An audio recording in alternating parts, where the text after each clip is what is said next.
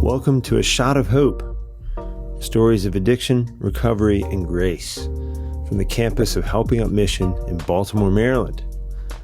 I'm Vic King, chaplain at Helping Up, and we are back after a long break. It's great to be back. This is the story of our graduate, Jonathan Staub. First time I met John, I was struck by his loquaciousness. Here's a man who would pause mid-sentence to find the perfect word. It was hard to believe that someone with such a love for learning would skip college out of spite. But such is the power of unchecked anger. Stir that together with a father wound, add in a restaurant career, and John had the perfect recipe for alcoholism. But over the past 2 years at HUM, John's begun to recover his true self.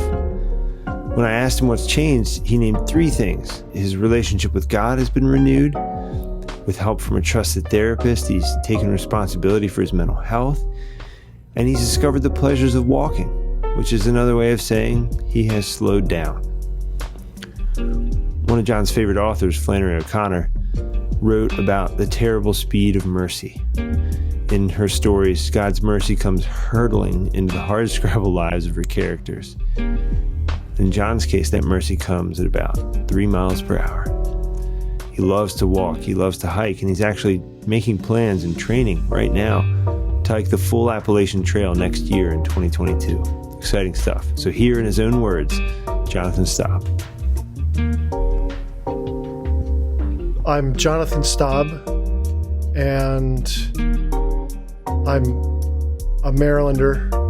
I'm from just north of Annapolis, Severna Park.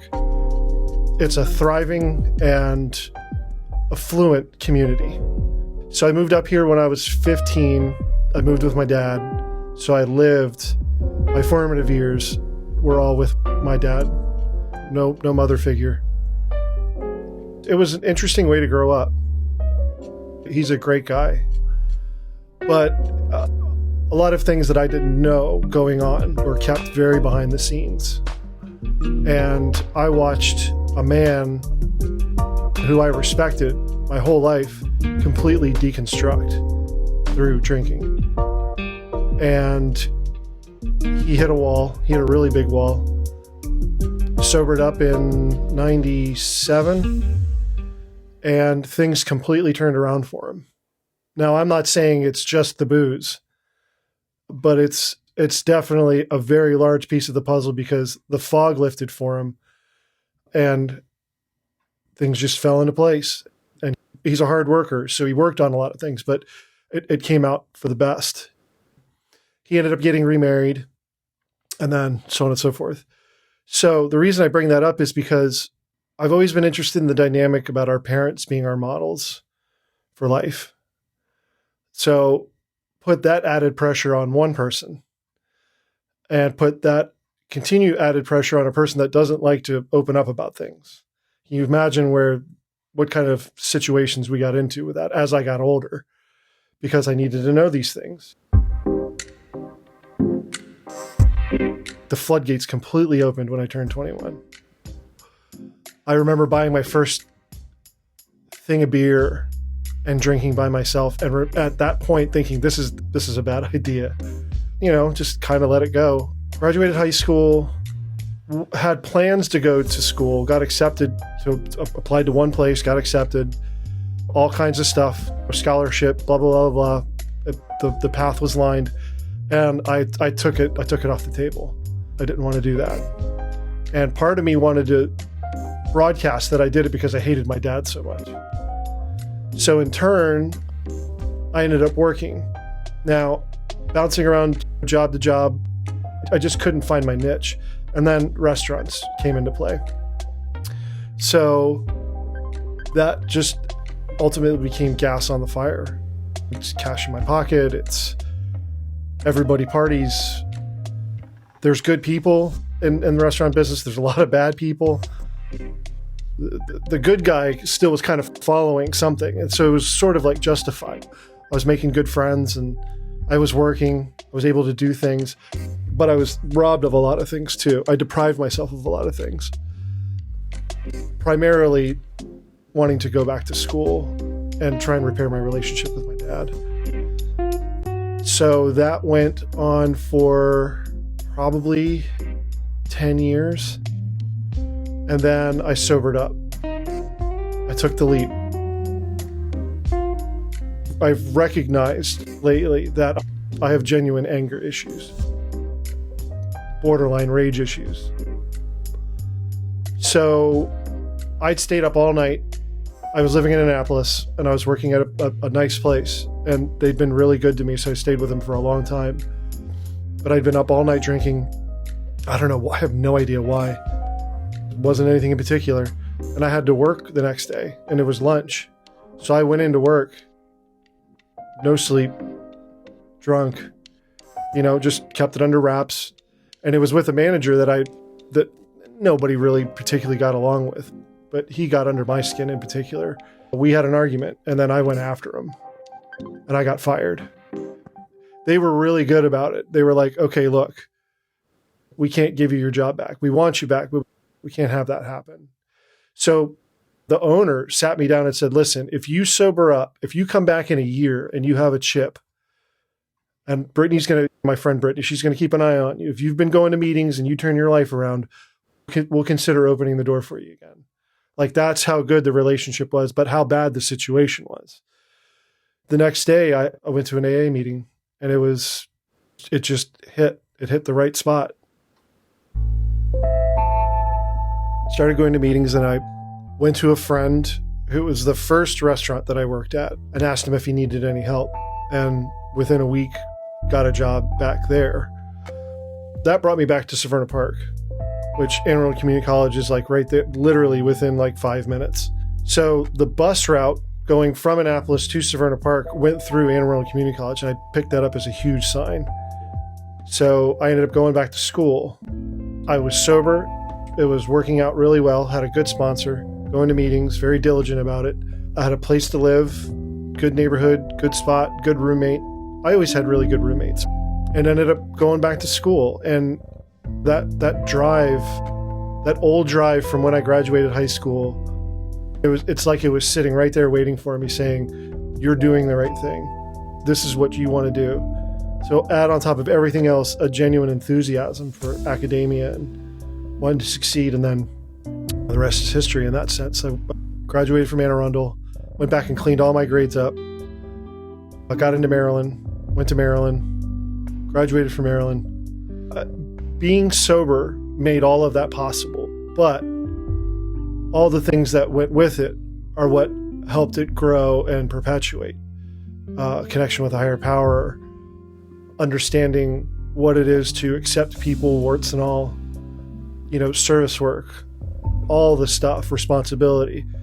Even though it was like work and studying and all that stuff, you're just grinding, and I don't want to go to a meeting. I don't want to put up with people, but I have a service commitment. Be congenial, because you don't know that new guy's coming through. You know what I mean? So while I was at Maryland, I decided to celebrate one night, and celebrating ended up becoming drinking. So I picked drinking back up.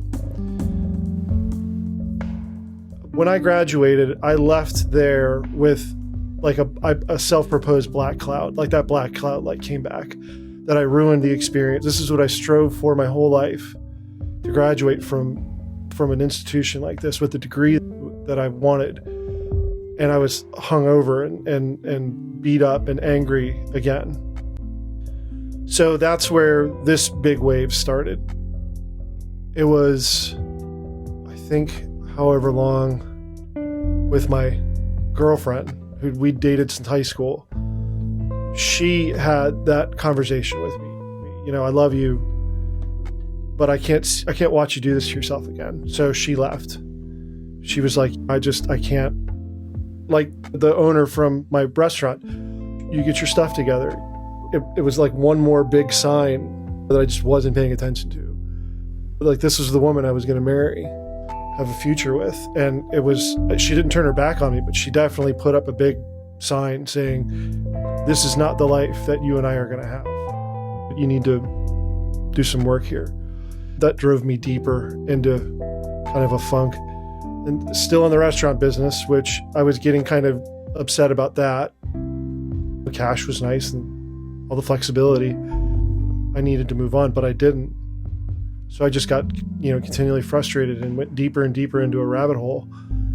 So, place I was working, I ended up blowing up one night and quitting. I went and talked with them, and they'd said, we're going to suspend you for a week, but we'll take you back. And then ended up quitting again. Then got another job and ended up quitting that one. I could have gone back and apologized and talked something out and probably had some kind of grace. But I didn't. This is where pride came in. Well, I'm too good for that. But that's where I started to really go down, your life isn't worth it anymore. So I cashed in my IRA, and for about 9 months, I just lived off of that. I was down to my last probably $1,000, and I started looking into going somewhere and not coming back. And I mean that in a darker way than just being geographically somewhere else. So I went to Portland, Maine in March, celebrated my birthday up there. And when it got to be time, I extended it for another 2-3 days. Got to time again, I extended another 2-3 days. And eventually I just broke down and said, I can't do this. This isn't right. I couldn't grasp my dad seeing my body on a slab. That really put a dent in me. I mean, it woke me up, which was amazing. So on my birthday, I called and said, look, I'm here. This was the plan. And I'm scared to death. So they said, come home. Get on a train tomorrow and come home. So I did. And I got back, and my stepmom had said, listen, we're going to suggest a place. We've been aware of it for a while, and we've been thinking about asking you to go. It's the Helping Up Mission in Baltimore. And basically our suggestion is we're going to drive you up there tomorrow. So they pulled a fast one on me. I was in Boston on St. Patrick's Day, waiting for a train. The next day, March 18th, I was here. And I walked in the door and I was just frightened because I'd never been a part of anything like this before. Went and sat in the chairs. That scared me. I shouldn't say it scared me. I'd be judgmental like that, but it really woke me up. This is a serious place. Like you gotta buckle down and do this. So I tried one last gasp, and I went outside. I was like, there's guys sitting over there. They're all just slumped over. And my stepmom's like, you have no other choice. That's it. Go. That's what it was. So I was here from March to October, and old habits die hard. I was being a big baby about things and couldn't grasp onto that, and I ended up leaving. So went back to Annapolis, bounced around hotels, back at an old restaurant that I'd worked at. All of that came crashing down because I was drinking again, like heavily. There's a funny thing about all of that, but there's an adage in the rooms about every time you go out, it just gets worse. The starting point is where it's worse, and you're progressively making it even more worse as you go. And you don't realize that until you've bumped into that wall a few times. This was it. Living in hotels, you just walked away from a really good situation that was really helping you. And this is what you're doing at 43 years old. And things went south. The anger and the rage came back. I took it out on one of my best friends. He ended up calling the sheriff's office on me, and a warrant went out. The day that I got the call from the sheriff's office was the day that I called Justin Melindy. I was standing outside. It was December. It was cold. That was the most frightened I'd ever been. There is the bottom. That's it. I walked out of a cruddy hotel, nowhere to go, nothing to do in terms of how, to make the situation better.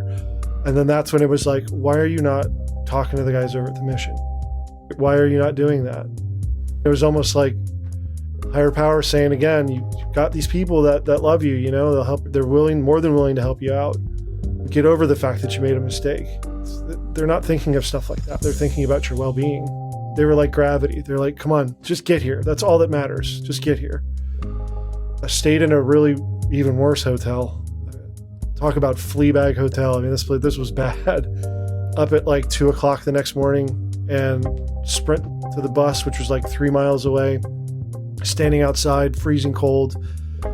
And right there was the first and only time I think I'm ever really gonna know what it was like to say to God, hey, please, get me out of this, please. I mean, help me, please. Get me. I wasn't bargaining, but it was like, help me out of this, please. I need your help. I need your help. And wouldn't you know it, 2 seconds later, the bus shows up, but it's driving down the center lane of the highway. It's not coming to get me. So this is where God's telling me, you go stand out in front of that bus. This is how dedicated you're going to be. And that bus saw me and turned in. So I almost got run over by a bus. But it woke me up, and I got here, walked in the door. It was 5:30 in the morning. Sat in the chairs, and yeah, I was back in, and graciously back in. The seed phase moved really quickly. I think because I paid so much more attention to everything, and really honored it. Tore through a ton of books, but I also tried to do something different, which is I'd never read biographies before, but I read a lot of biographies. Yeah, so it's cool to get perspective from like good men, good people, because Flannery O'Connor too. And then blackout was over. Then became the responsibility of getting your phone and being outside again. That was a different experience. Don't go by bars. Don't go do this. Don't go do that, which makes it a little limiting. But it actually got me to start exercising too. So going outside was with a purpose. You were held accountable, but there was enough room there for you to say, am I doing the right thing? And when free time comes around, am I doing the right thing with my free time? That was helpful to have that space. I guess the equanimity was probably a big deal. A big part of it was filled with class and meetings and stuff like that. But free time also, it's like you have to be an adult about this stuff. Can't lay around. Just have to do some things that are different. The hardest part became, how do you not get bumped off course? Especially with my history, which is just like at the drop of a hat, people just like annoy me. So that meant that was something I had to work on, which in large part meant, you know what, you're going to have to let a lot of stuff go because everybody's on top of everybody. You're not the only one. You're not on an island. And that's still hard. But patience is, hey, you can meditate, you can pray, you can go outside, you can write, you can read, you can do all these things that are constructive that completely take you out of that situation, or at least that stressor situation. It's like turning the hardest part into a learning situation. High point, there was a mountain biking expedition that we did, which was a lot of fun. I had a lot of fun on that mountain biking trip. What that in turn taught me was the walking that I'd been doing diligently on the treadmill. I wanted to parlay that into hiking. So that opened a huge door. Even though the excruciating parts are work, I get a lot out of that work. The sweat, the toil. There's a lot of catharsis. There's a lot of self-discovery because I need that time. I need that breakaway. What that ultimately has become is the larger goal is to hike the Appalachian Trail. And that is a daunting task. It is a genuinely daunting task. And yeah, there's a lot of fearful things, but every speed bump exists for a reason. It's like, how bad do you really want to do this? So again, with the sweat and toil and work, it manifests itself into what are the challenges for the trail? Like, how are you going to get this together? So I've given myself a time frame, and I've taken walking to be training now. So I lug a huge 40-pound backpack, and I get looks from people like, what's it like on Mars? You're such an alien with all this stuff. But at the same time, I get a lot of cool stuff too. There's a lot of guys that approach me and say, why are you doing this? What are you doing? And then I get a lot of pushback too. That's so stupid to do stuff like that. But I spin it. It's like, but that's what I want. That's what I want to do. That's me striving for something. And what's even cooler is to hear guys come up to me and say, a guy said to me the other day, that's the weirdest thing. That guy's such a da-da-da-da. And they turn around and say, but hey, man, that's that guy's dream. Do you have a dream? And that's the magic of this place. Yeah. That's it right there. And it gets guys to think. So it's understanding how to turn that into fuel, good fuel. This is a sign that maybe you should reach out to a few guys a bit more, because I do get a lot of questions, and they've become teaching moments, and they turn into talking about books, talking about their girlfriend, talking about life, and it turns into catharsis for them. These are guys that are new in the program that are coming to me and asking these things. It's become a profound experience. I never would have dreamt this. Wow, the Appalachian Trail. So there's no grandeur to it. It's not like me celebrating it. It's just that's the way that it is. It's become large. It's become larger than me, which is cool. It all starts with saying with every fiber of my being that my relationship with God has been one where it's two old friends coming back together. He's there, he knows what's up, but he waits for me. You know what I mean? There's that distance we got to cover. There's that fence we've got to mend. He's patient. He knows how everything's going to go. And he knows it's my journey. So there's been a groundswell of it feels like genuine faith and diligence and turning it over. The mental health thing has been it's been huge. Let's put it that way. I've known for a long time that I had mental health issues, that I know there's depression in my family. I know there's alcoholism in my family, and so on and so on. So I surrendered to that, and I said, listen, I need to talk to somebody. So I met Jim Belucher, who's been with me. We've been talking for a year now, and that's my guy. It's been really cool working with him. And then eventually it got to be working with Dr. Antoine about things and how things can be treated. And he's just been a wealth of information. And again, super cool guy. And it's made a tremendous difference.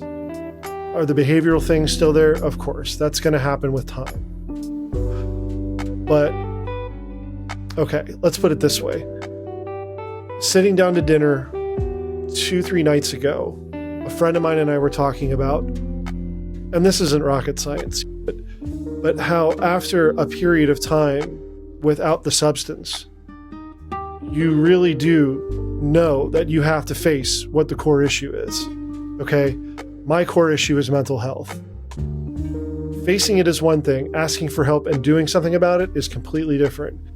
That's what this year has been. I mean, there's been a lot of tremendous things, but that's what this year has been, is you have this opportunity. It's presented to you.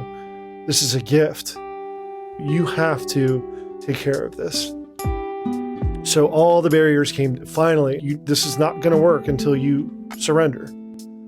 You can speak up about these things. This is what they're here for. That's what's going on right now. In terms of career, so work therapy is a really interesting concept here. I've done housekeeping and immediately went to the kitchen. I did treatment office and then back down to the pantry. Okay. So pantry is basically the conduit for what goes on upstairs to what's getting stored downstairs to what can be brought over from Lenny's. As a matter of fact, we should change the work therapy to logistical midwife of the kitchen. It's the walk-in. It's the freezer. It's now all dry storage. Tying all those things together. Okay. Being in charge, really. I'm not really in charge, but I'm the go-to guy for all of that. I'm the pantry guy. Yeah. So the future being something that's really interesting because now I can see that as I've always been deathly afraid of not doing a job that wasn't like moving, just sitting still. But the treatment office taught me that I could do that I could handle those things like that.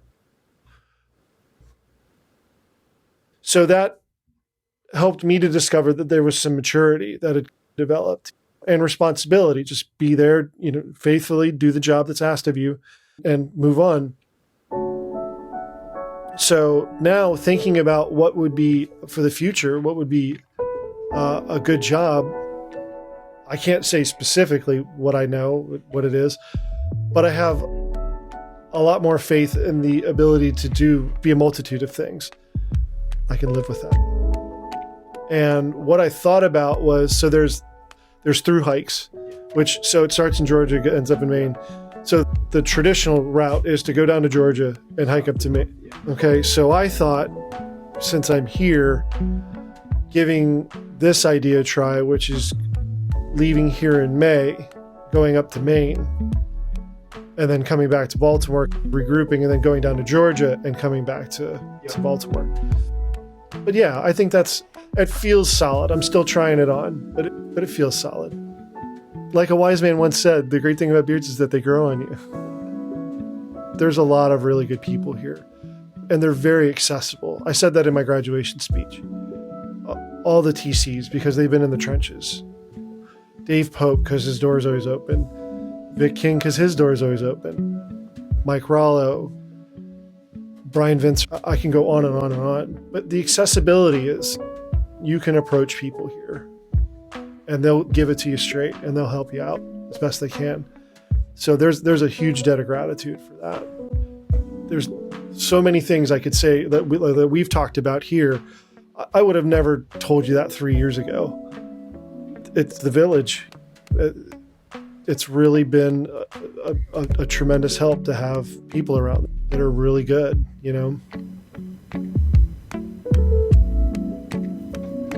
And that's John. Thanks for listening to his story. Before we wrap up, I've got an update on Ramon, who was featured in our last podcast episode, and also in the Road to Hope video that you can see at helpingupmission.org/road to hope or our YouTube channel.